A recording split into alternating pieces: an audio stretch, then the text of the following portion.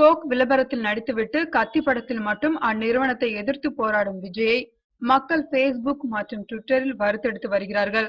கத்தி படத்தில் Vijay Coca Cola நிறுவனம் தனது கிராமத்தில் உள்ள நிலத்தடி நீரை எடுக்க எதிர்ப்பு தெரிவித்து போராடுகிறார்.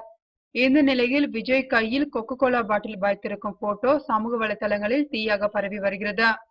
அந்த போட்டோவில் விஜய் கொக்கோ கோலா நிறுவனத்தின் விளம்பர தூதராக இருந்தார். பெரும் தொகை பெற்றுக்கொண்டு ஒப்பந்தத்தில் கையெழுத்திட்டது உள்ளிட்ட விவரங்கள் உள்ளன. விஜய் கொக்கோ கோலா நிறுவனத்தின் கடந்த 2000 ஆண்டு ஒப்பந்தமானார். அவரது ஒப்பந்த காலம் 2000 ஆண்டு முதல் 2003 ஆண்டு வரை.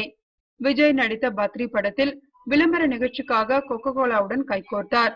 பகவதி படத்தில் விஜய் பாடிய கொக்கோ கோலா பாடல் பிரபலமாகி அந்நிறுவனத்திற்கு நல்ல விளம்பரம் கிடைத்தது. கில்லி படத்தில் வரும் ஒரு காட்சியில் விஜய் கொக்கோ கோலா பாட்டிலை பிடித்து அதில் இருக்கும் குளிர்பானத்தை குடித்து விளம்பரம் செய்தார். 2008 ஆண்டு கொக்கோ கோலா நிறுவனம் மீண்டும் விஜய் அணுகி ஒப்பந்தம் செய்தது.